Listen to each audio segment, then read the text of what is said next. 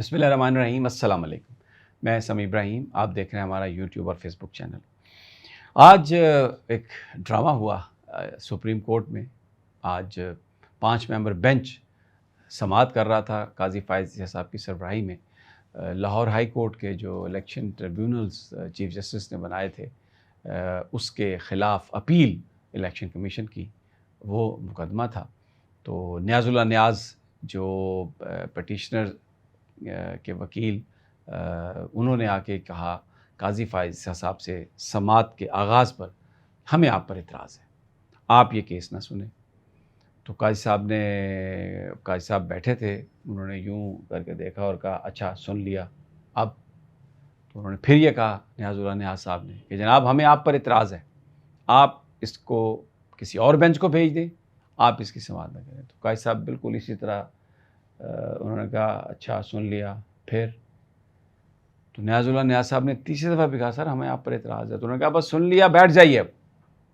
और समाअत जो है वो शुरू हो गई। इलेक्शन कमीशन के जो वकील हैं उन्होंने दलाइल देना शुरू किए पूरा उस हवाले से कि कब ये हुआ, क्या पूछा सवाल अदालत ने कि क्या ऑर्डिनेंस की जो लैंग्वेज है वही लेजिस्लेशन की लैंग्वेज है। तो चीफ उन्होंने कहा अटॉर्नी जनरल साहब ने कि जी बिल्कुल ओरिजिनल हालत में उसको बहाल कर दिया ये वो। अभी जब ये चीज़ें चल रही थी तो फिर काजी फ़ायज़ साहब, इन द मीन टाइम हमने देखा कि उनके चेहरे पर एक तनाव था and he never looked happy. उन्होंने कहा कि जी ये जो अदालतों को स्कैंडलाइज़ करने का ये जो अमला है, ये जो एक तरीक़ाकार है, इसको ख़त्म होना चाहिए। 2 मेंबर बेंच ने ये कमेटी को रेफ़र किया और कमेटी ने ये जो मेंबर्स हैं फ़ैसला किया कि कौन-कौन इसको सुनेगा। तो ये कमेटी ने डाले हैं सारे, और अब डेमोक्रेसी है यहाँ पर, चीफ जस्टिस का अकेले का इख्तियार नहीं है। तो ये अब जो अदालतों को और जजेस को स्कैंडलाइज़ किया जाता है, ये सिलसिला ख़त्म होना चाहिए। और हम बार कौंसिल को रिकमेंड करेंगे डिसिप्लिनरी एक्शन, हम आपका लाइसेंस सस्पेंड करवाएंगे। कोई है यहाँ पे कोई सीनियर वकील जो मुझे पाकिस्तान बार कौंसिल का कुछ बताए? वहाँ पर उस वक्त कोई ऐसा नहीं था। नियाज़ुल्लाह नियाज़ी साहब ने बोलने की कोशिश की तो चीफ जस्टिस साहब ने कहा हम आपको नहीं सुनेंगे, पीछे हट जाएं। और अदालत का अमला फौरी तौर पर नियाज़ुल्लाह नियाज़ी की तरफ आया। एक लम्हे के लिए ऐसा लगा कि शायद वो नियाज़ुल्लाह नियाज़ी साहब को रिमूव करेंगे। इस मौके पर जमाल खान मंदोखेल बोले। उन्होंने कहा कि पहली समाअत पर तो इतराज़ नहीं हुआ, 2 मेंबर बेंच थे, तो 3 मेंबर हमें यहाँ पर कमेटी ने डाला है, तो हम यहाँ पर क्या अपनी बेइज़्ज़ती करवाने आए हैं? तो ये फिर क्या ये इतराज़ मुझ पर हो रहा है? तो नियाज़ुल्लाह नियाज़ साहब ने कहा कि जनाब जो पहली समाअत थी, क्योंकि काजी फ़ायज़ साहब ने ये कहा कि 2 मेंबर बेंच, जब उसमें मैं था तो किसी ने मुझ पर एतराज़ नहीं किया। सलमान अकरम राजा को बुलाया, कहा कि आपने मुझ पर एतराज़ किया था? राजा साहब ने कहा नहीं जी मैंने तो एतराज़ नहीं किया था। तो अब ये क्यों इतराज़ कर रहे हैं जब उस वक्त फ़ैसला, क्योंकि रिलीफ़ आपको दे दिया, इलेक्शन कमीशन का इस्तदा नहीं मानी और लाहौर हाई कोर्ट का फ़ैसला सस्पेंड नहीं किया और जो रिटायर्ड जजेस थे उस पर मुश्तमिल ट्रिब्यूनल्स को नहीं बनने दिया, तो वो आपको रिलीफ़ हो गया, तो आपने वो मान ली बात और अब आप ये कह रहे हैं कि हम नहीं करेंगे ये। तो नियाज़ुल्लाह नियाज़ी साहब ने ये कहा कि पहली जो समाअत थी उसमें हम फ़रीक नहीं थे, हम तो अब दरख्वास्त दी है हमने फ़रीक बनने के लिए, क्योंकि वो शौकत बसरा साहब भी खड़े हो गए उनके पीछे आके, जो उनके पटिशनर। और नियाज़ुल्लाह नियाज़ी साहब ने कहा कि देखें मैं 3 साल तक बतौर एडवोकेट जनरल यहाँ पर पेश होता रहा हूँ आपकी अदालतों में, मैं वो कर रहा हूँ जो मुझे मेरे क्लाइंट ने इंस्ट्रक्शंस दी हैं। तो शौकत बसरा भी खड़े हो गए आके, कोई तकरीबन 14-15 लोग हैं जिनको नियाज़ुल्लाह नियाज़ी साहब रिप्रेजेंट कर रहे थे। फिर नियाज़ी साहब ने ये कहा, तो उन्होंने ये कहा काजी साहब ने क्या एतराज़ है आपको मुझ पर और क्यों आप ये स्कैंडलाइज़ करना चाह रहे हैं? बहुत खफा थे काजी फ़ायज़ साहब और उन्होंने कहा मैं लाइसेंस सस्पेंड करवा दूँगा, बार काउंसिल को हम रिकमेंड करेंगे।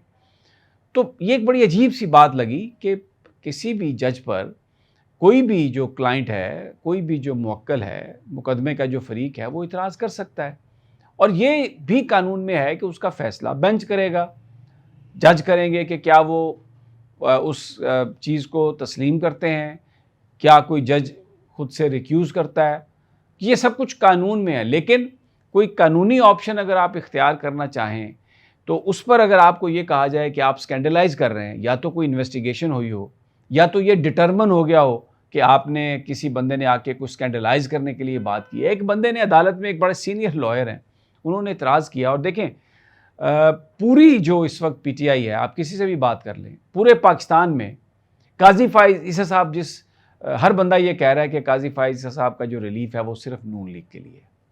आप देखें बल्ला इंतखाबी निशान उस बेंच ने लिया, काजी साहब से वापस पीटीआई से वापस लिया जिसको काजी साहब हेड कर रहे थे।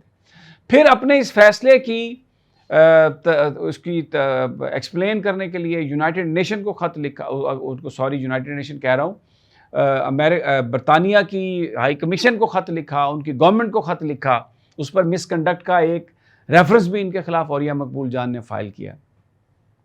यूनाइटेड नेशन की जो रिपोर्ट है उसमें भी ये आया है कि इमरान खान साहब को आर्बिट्रेरली पकड़ा गया है, इंसाफ नहीं मिल रहा उनको, गैर कानूनी है उनकी जो डिटेंशन है। काजी साहब को ये नज़र नहीं आ रही। काजी साहब, जजेस ने लिखा कि एजेंसीज़ और एग्जेक्टिव्स जो हैं वो हमें कर रही हैं, इन्फ्लुएंस कर रही हैं और सारे पॉलिटिकल डिसीजन है। काजी साहब कहते हैं मेरे सामने मेरे दौर में कुछ नहीं हुआ। सरगोदा के दहशत गर्दी की अदालत के जज ने लिखा लाहौर हाई कोर्ट के जज को, वो सुप्रीम कोर्ट में लेटर भेजा गया। काजी फाइज साहब ने बिल्कुल किसी तरह से भी पीटीआई के जो वर्कर्स हैं उनको पकड़ा गया। सब जब नॉमिनेशन पेपर फाइल करने जा रहे थे उनको अगवा कर लिया गया, तजवीज़ कुरिंदगान, ताइद कुरिंदगान को पकड़ा गया, आज आमिर मुगल को पकड़ लिया गया। जलसे की इजाज़त नहीं है।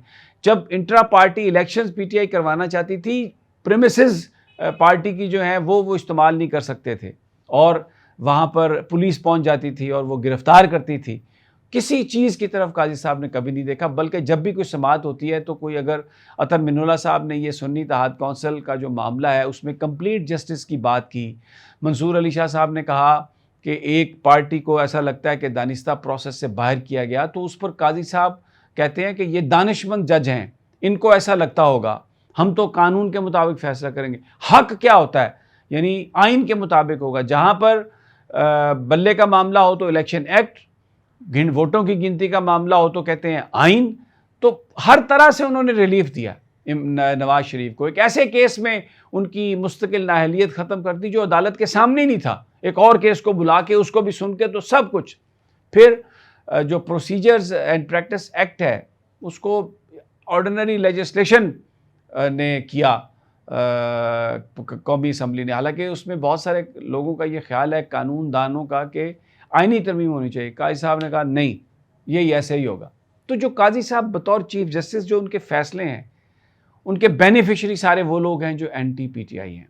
और पीटीआई के हवाले से उनका जो एक चीज़ नज़र आती है कि प्रॉबेबली ही डजंट लाइक, क्योंकि अभी सुन्नी इत्तेहाद कौंसिल की जो हेयरिंग हुई है उसमें बार बार कह रहे थे कि किसने टाइम नहीं दिया था, क्या नहीं दिया था। जज एक दफ़ा फैसला कर लेता है, अभी उसकी रिव्यू भी है, सब कुछ है, लेकिन काजी साहब बोलते हैं बिल्कुल।